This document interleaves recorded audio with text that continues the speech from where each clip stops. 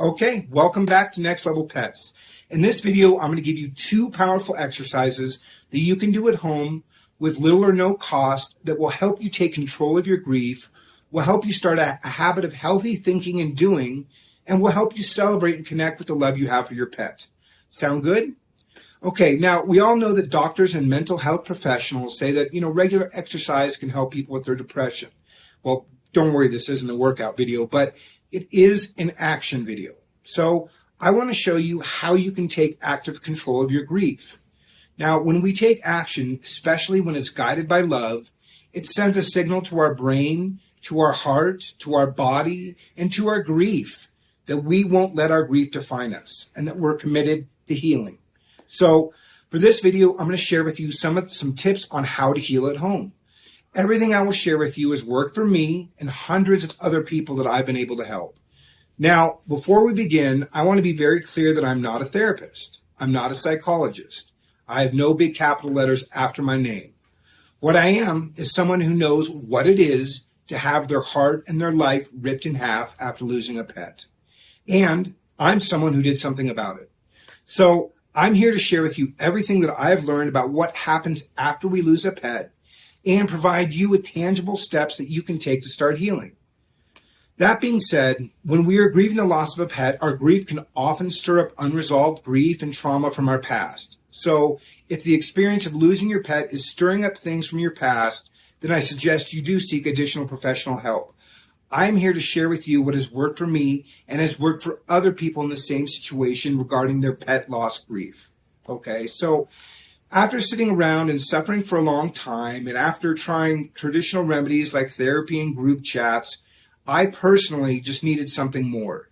I needed real ideas and actions that I could take to lead me through my grief and allow me to take control of my grief and begin real healing in a way that celebrates what I was going through, what I had lost, and what I wanted my life to look like after my loss. I was just sick and tired of being a victim to my grief. Staying stuck and paralyzed in my sadness, and I needed a way out. I remember constantly having this internal argument with myself. Why am I stuck in this place of despair and negative thinking when I had 9 incredible years with my beautiful cat, Dublin? Of course, the last few months he was with me were incredibly difficult, but at least I was there with him. At least I was able to be there when he needed me the most. And of course it's hard to say goodbye, but I just hated having those feelings and memories dictate how I was going to live without him. He deserved more, and so did I. So everything I will share with you in these videos are things that I've personally done and that I've shared with other grieving pet owners to help them heal from the pain of saying goodbye, but in a way that gives them gratitude and joy and permission to go on living. I think our pets handle their transition better than we do. Maybe that's why they, live so purely in the moment, because somewhere deep in their instinct, they know that their time with us won't last forever. We are the ones that fall to pieces when we eventually have to remember this fact. We have this fantastic amnesia when it comes to our pets. We just kind of assume that everything will be great forever. We never want to think of the fact of how precious little time we actually get with them. So when their time with us reaches its conclusion, I hope that you can be able to be there with them as hard as that may be in that moment and whatever that may look like. But what a beautiful gift to say goodbye surrounded by love, to know that you were loved and now it's time to rest. Now, we'll get into the obstacles and challenges of disenfranchised grief and euthanasia guilt in later videos, but no matter what, if your pet has gone, that means one thing for absolute certainty, okay? It means that they are free from pain and they are experiencing no stress and they aren't burdened by any quality of life issue. Now, it may be too soon for you to start thinking about all this, and that's okay. Let your heart, flow into this big new space and sky of now. You don't need to pull it back down to earth just at this very moment. You can let it follow the wind and the currents of this, this new world, this new reality. And when ready, you can then begin to start pulling it back into yourself.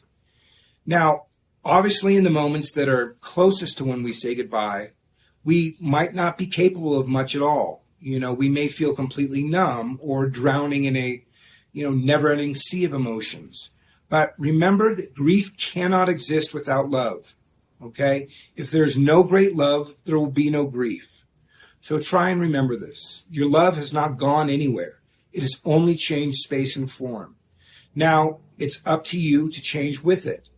That's exactly what I'm going to help you with. I'm going to share with you simple ideas that when you are ready, are steps that you can, take to move forward and from your grief and continue to hold the love of your pet in your heart with dignity and grace. Okay, today I'm going to suggest 2 simple things that you can basically do immediately to embrace change and take a first step towards healing. Also, I want to be very clear. The goal here is not to pretend that you're not experiencing grief, okay? The point isn't to, keep yourself busy so that you avoid the pain of your loss. Not at all.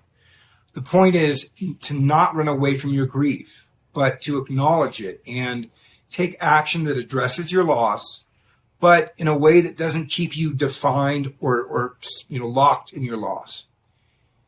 If grief can't exist without love and you're currently completely stuck in your grief, maybe love is how you can rescue yourself, okay?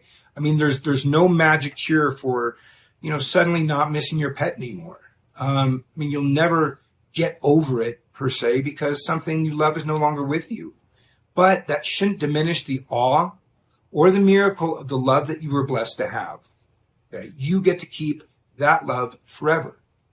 It's a part of your heart and soul, and nothing will take that away. But now things have changed, and you can change with them. So, let's get into 2 things that you can do immediately to start your healing journey. Number 1, rearrange a room or space in your home. Okay. Now, I don't recommend rearranging your entire house and going too crazy. That may be a little excessive. But just pick a room or a space in a room in your home and simply start rearranging things. Sure, you can declutter if you want. That's therapeutic too. But for this exercise, I want you to simply move some things around. Just shift some things. Depending on where you are mentally, emotionally, and physically, you may only be up to so much moving things around. So that's okay. There's no, point system or passing grade here. The goal here is to change the energy and dynamics in the space. Quite often, our homes where we shared our lives with our pets can just be this constant reminder of our loss. It can be this anchor, and this absence in our house can just keep us focused on what we have lost. So when you start rearranging your space, even if it's, moving a desk to a different wall or taking a poster or a painting and moving that to a different wall or a different room, maybe it's something as simple as moving a lamp or a chair, but by taking this action, you are being physical, you are engaging your thoughts and your feelings, and you're making a change, okay? Another important thing, I always like to suggest that while you're doing this, you tell yourself that the changes you are making are to honor your pets, okay? The newly arranged space will be a place for love and remembrance and not sadness. You are facing your grief and taking action to move forward. Your pet would want you to continue living well and thriving. So they would want you to take care of yourself and your home like you took care of them. By rearranging your physical space, you are also rearranging the energy in that space. So when you do this with the focus that you're honoring your pet, then the newly arranged space will serve as proof to them and to yourself that you will keep going. So whenever you enter this new space, you can remind yourself that you made this change for them, in honor of them, and in honor of your commitment to keep going, to keep the joy they brought into your home alive and well. It's like a living tribute to the impact they made in your life. Now, if there are items of your pets in that space, I'm not going to say that you get rid of them, not at all. But again, you can move them around, maybe, put everything together, maybe dedicate a space of remembrance until, you're ready to do something more permanent with their items. Maybe if it's their bed or their clothes, or their toys, maybe think of donating them or finding another animal that may be able to enjoy those or hold on to them for, a formal tribute later. Again, it's just another way to reorganize or recognize the love that your pet gave to you and to make a commitment to carry that love with you in everything that you do from this moment forward. Okay? Depending on the degree that you are up to engaging in this exercise, you could maybe commit to do like a spring cleaning in that room.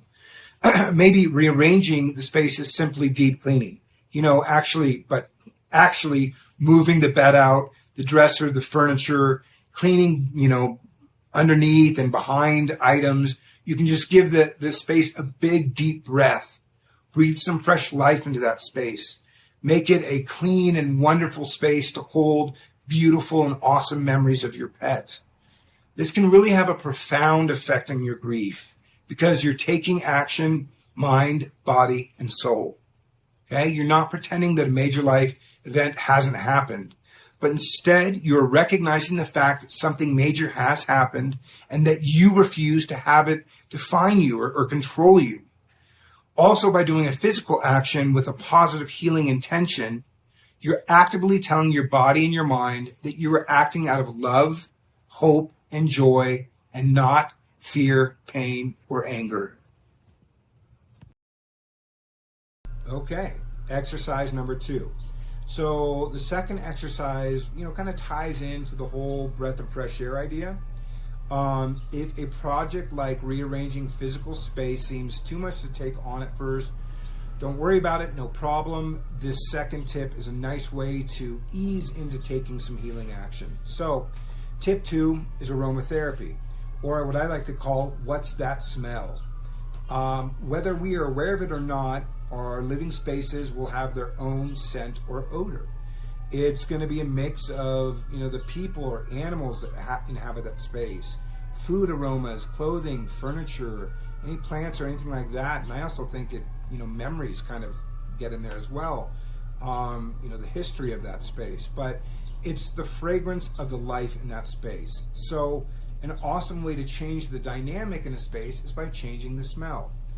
You can burn incense or scented candles, or find a specific air freshener that lifts your mood. Maybe, some beach scent or a tropical breeze, or, maybe get some fresh herbs that you keep as a house plant. Maybe rosemary or lavender or something like that. Another great way to change the scent in a room is to get a spray bottle with a little essential oils, mix that with water and some, alcohol. And I mean, I'm cleaning alcohol, not Jack Daniels or vodka.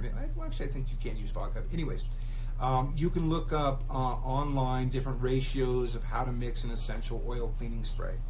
Maybe something that has, a citrus smell, or something with a forest smell. Something that whenever you smell it, you go, and, it creates a positive impression in your mind. It kind of refreshes your senses and, your, imagination. So you can simply spray that into the air, or better yet, clean with it. This way, again, you're changing the energy and the dynamics in the space. You're training your mind and your thoughts to associate positive feelings with that smell.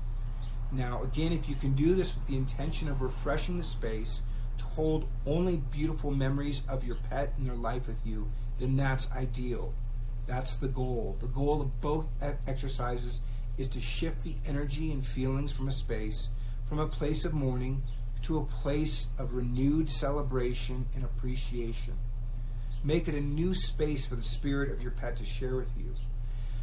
It's important that we take actions that deal with our grief. And this will all take time, but the more action you take, the easier it will become. When you can start pairing small incremental changes together, they build into big results. Also, don't forget, all of the tips and techniques I share with you are to honor the life you shared with your pet. So you were their caretaker, and now you must show the same caretaking when it comes to taking care of yourself. The love of your pet should always be the guide on your healing journey. This is how you can thank them for your time together and honor the impact they made in your life.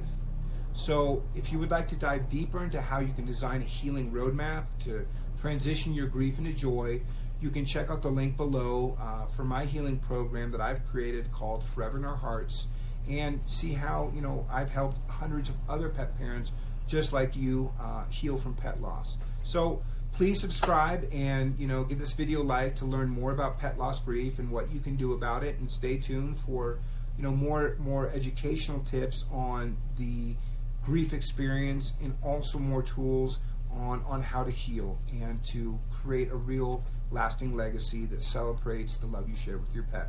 Thanks so much.